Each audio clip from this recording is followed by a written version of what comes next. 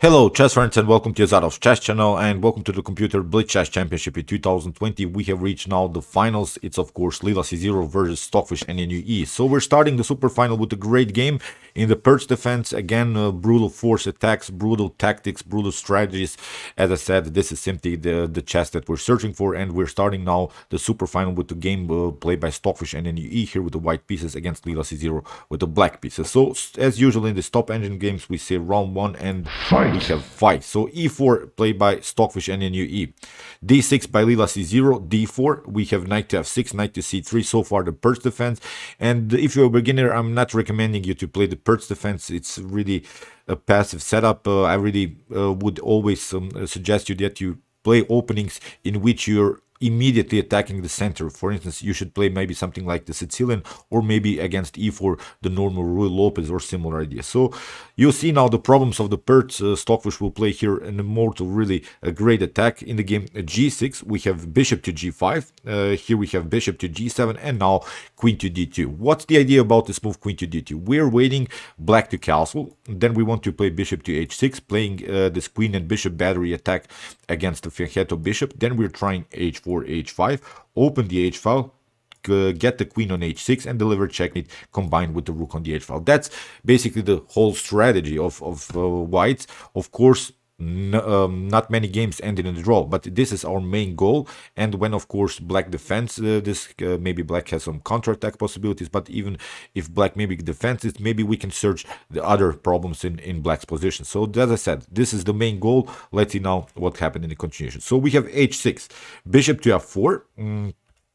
Chasing the bishop here with knight to h5 is not a good idea because we have simply bishop to a3, and we're still have a good activity. We still have this queen and bishop battery. You cannot castle as you lose your h6 pawn. So that's why here in the game, knight from b2 d7 was played. We have queenside castling, and now here knight to f8. If you try e5 immediately, it leads now into a complicated line. I think you should be really familiar with this line because it's really a brutal attack. It's forced queen sacrifice that you can do that, and I think you have a comfortable game from this point on. You can play d takes e5.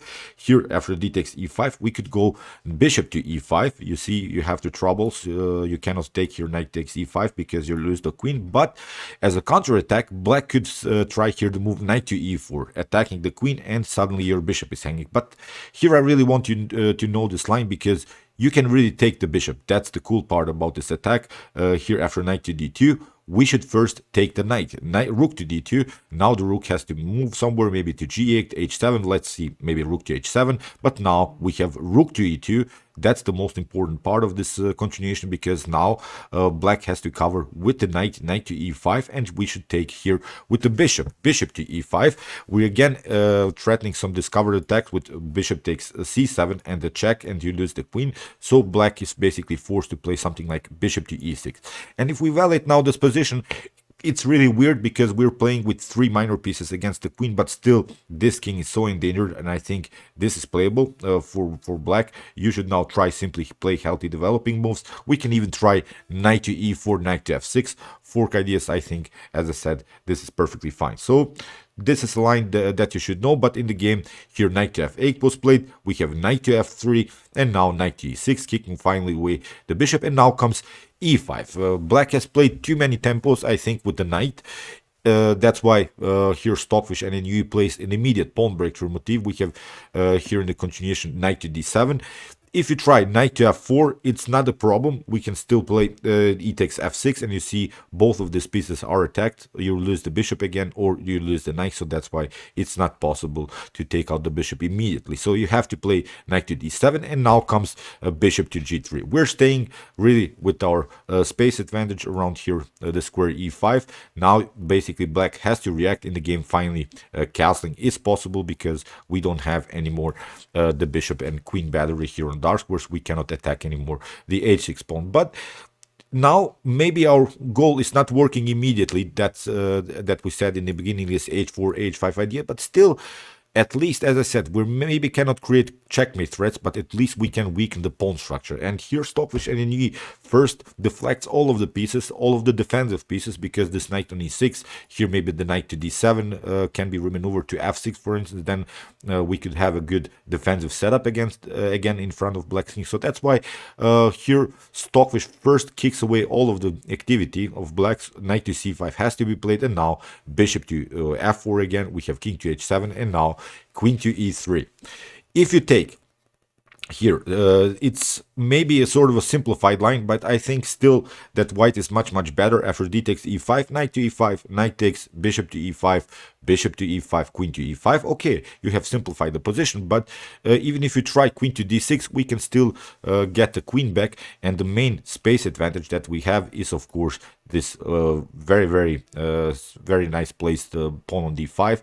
You cannot basically counterplay, you cannot play e6, then we simply take d takes e6 with the discovered attack on the queen. The queen has to take, and then you lose your c5 pawn. If you try to develop the bishop, then the bishop could be maybe an object of white's attack with f3, g4, h4, h5 idea, so that's why it's very risky. The space advantage gives, I think, white here from this point on a comfortable game. So that's why after the move queen to e3, Leela c0 didn't go into the simplified line with d takes e5 or knight to e5, bishop to e5. Here we have knight to b6, trying to remaneuver the knights, maybe get use of some activities here. c6, maybe open the b file, getting one of these knights on a4, attacking maybe the b2 weakness, but it's simply a little bit too slow because now comes our attack. As I said, still black has defended, but now we're searching for counter-attack possibilities. In the game, bishop to g4 was played, and now comes a really cool move, h5. Great attack, because this move bishop to g4 was really not so good. We'll give that this was pathetic sound, because we have now, after the move h5, let's see a possible continuation. What happens if you try bishop to h5? Then we have g4, you have to again take with the bishop, and now we can play bishop to h6. If you try, for instance, take out the knight, it's not a problem. We'll first take out the bishop with a check, and then sneak in with our queen. It's even checkmate, so it's a lost game. Even if you try here some other possibilities, I'm not sure. If you take again queen to h6, again it's game over. So after the move h5, if you try g takes h5, again it's not so good. You have weakened the pawn structure. Your life was too much. Bishop to d3 is a possibility. Here maybe knight to h4, then knight to f5 is also a nice possibility to get this knight centralized here on a very active square. So again, I think the pawn structure in front of the king is simply too much weakened, and that's why again here after the move h5, Leela c0 tries to pass through with the pawn, but now comes really a nice tactical shot. We have knight takes g5. Great sack by Stockfish NNUE. Here we have h takes g5, now h6, and here Leela c0 decides to go bishop to f6. If you try bishop to h8, it's not so good, because we have, as I said, this is the main tactical possibility. Bishop to d3, you have to take out with knight or play something like f5, but then you have still en passant e takes f5. Again, a new check will happen, so that's why maybe knight to d3, queen to d3, and now king to g8, h7. You have only one square, and now bishop to g5. Very dangerous. Now the serious threat is, of course, bishop to h6. The evaluation is simply winning here for white. So that's why after the move h6, bishop to f6 was played. We have e takes f6. We have e takes f6 again, and now bishop to g5. Very cool move by Stockfish NNUE. Again, you have to play f takes g5, but now comes queen to d4 with the checkmate threat on g7 here. You have to protect it with f6, and now we have queen takes g4. So we have now a very nice position here for white. We have a 3 versus 2 situation on the queen side, pardon me, on the king side. We have a 4 versus 4 situation on the king side, on the queen side, and still the king is endangered. We still can create some checkmate threats around the square g7 dots. That's why it's, of course, a much better game here for white. So here f5, kicking away the queen, not a problem. Queen to d4, the queen has still good activities. We have queen to f6, and now rook to f6.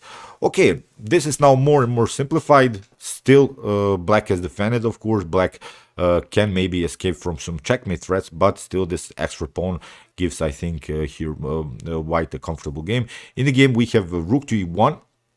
If you take, of course, then there are some threats. Rook to e7, deflecting the king from the defense of the rook. We can also then afterwards take out this pawn. This is our main target. We can try knight to b5, then maybe also targeting this pawn, trying some maybe b4 ideas, kicking away this knight from the defense of the b7. If this rook comes on the 7th rank, I think black is simply lost. So that's why rook to f7, you have to cover your 7th rank. Bishop to e2, we have rook to e8, and now g4. Very important move, because I think the worst piece on the board of white is, of course, the bishop. It doesn't have a good activity here after the move g4. If you try f takes g4, at least we can liberate this bishop. We can improve the activity of this bishop. Still, we can maybe fix it then afterwards on around the square e6 and maybe create another pass pawn with d takes e6. So a5, counterattacking a3, a4, we have f4. Very important move. What you want to do is to create two connected pass pawns. The two connected pass pawns are, of course, one of the best strategies in endgames. If we get this pawn connected to one of these two pawns, or f4 or g4, then white has, I think, a decisive game. So here we have f takes g4. Now comes this idea, f takes g5. We have finally connected the pawns. Rook to f5, and now king to d2. Here rook to g8. You could also maybe take, but then you risk some tactics. Bishop to d3, discovered attack by the bishop, and you lose the rook here on e8. So that's why you have to move first this rook. But now bishop to g4, taking at least this pawn, and now comes again this very annoying check. Rook to e7, and now bishop to e6. At least this bishop can be traded, of course. This bishop can be taken, but at least we got rid of it, because it was really not so good on the board. We had this pawn that was a little bit annoying, that was blocking our potential activity on this diagonal. So that's why if knight takes e6, maybe we can play even d takes e6, at least creating a new pass pawn. Still, this activity by the rook on the 7th rank is simply too much to handle here. I think for black we can take out this pawn, then maybe this pawn. So again, white would have a comfortable game. So knight to c4, attacking the king. King to d2, king to d1. We have rook to g6, knight to e2, and now rook to f6. Here black is trying to counterattack somehow, maybe even on the 2nd rank, trying to build rook battery on the 2nd rank. But the problem is always this particular tactic. What white wants to do is, of course, to play the move h7, and then to play rook to e8. Then the king has to move somewhere, and we can promote here to h6. So that's why black has to be careful. Black has to always protect his back rank. In the game, king to c1. We have rook to h5. Very nice tactical shot here by Leela c0. If you take rook to h5, then you get a very nice checkmate here with rook to f1. So that's why you have to be also careful.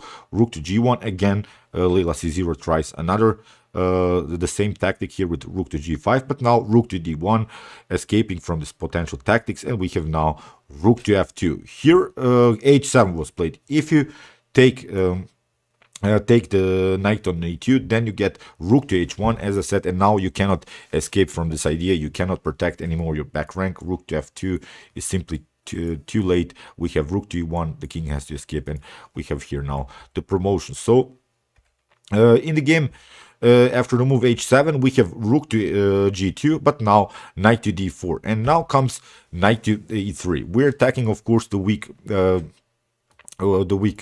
pawn on c2. Here Stockfish plays rook to e1, and here we have c6. If you try knight to c2, if you try to again to create some tactics, maybe to do some perpetuals, the problem is now that Stockfish doesn't have to take the knight. That's the most important thing. Again, we can play the move rook to h1 with the same idea, rook to e8 and then h8. You could maybe try even knight to d3, but really this is really a cool calculation by Stockfish NNUE. This wasn't played in the game, but I wanted to see maybe you can create another check, maybe you can create another check, but now after king to a1 you can only create maybe one more check. It's not a problem. Now after knight to c2, okay, rook to c2, but as I said, this was our main tactic. Rook to e8 followed with h8, the promotion. So no perpetuals are possible here for black. Really weird position. So that's why here c6 was played. In the game we have d takes c6, b takes c6, and now king to b1, escaping from some checks. We have knight to e6, we have rook to e6, and now, okay, You have this move, knight to c2, but again, rook to h1. This was our main tactical shot, as I said in the beginning in the game. Again, knight takes a3, b takes a3, and again, you cannot do some perpetuals because you can maybe give one check. Here, rook to b2 can be played, but still, we can play rook, king to c1, and you cannot do another check because the knight is protecting this very important c2 square. So that's why it's really lost game. After knight takes a3, we have b takes a3, king to rook to h2, trading off the rooks, and now we can take out this pawn. Here we can play check, and now after knight to c6 we have a comfortable game because we can trade off the rooks, but this wasn't played in the game. Now we can grab out this pawn, and it's simply a winning continuation here for white. King to c4, rook to b4. Okay, here the king escapes. After trades of rooks, it was game over. So incredible attack, I think, by Stockfish NNUE with his h5 motif, with this bishop on g5 sacrifice, then getting this activity, hanging on to our pawn on the h file, creating this very important tactics on the 7th rank and also on the 8th rank. Incredible attack again by Stockfish NNUE. And in the super final, Stockfish has, I think, now comfortably, Stockfish is 5 points in front of Leela C0 in the super final. I think I'll cover, of course, this very important tournament now a little bit more in the future. So far, I think in the finals we had really some cool games. So, okay, I hope that you enjoyed this game.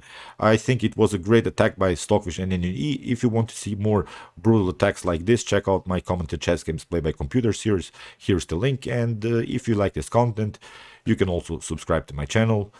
See you soon with some more videos, and chess is the best, of course.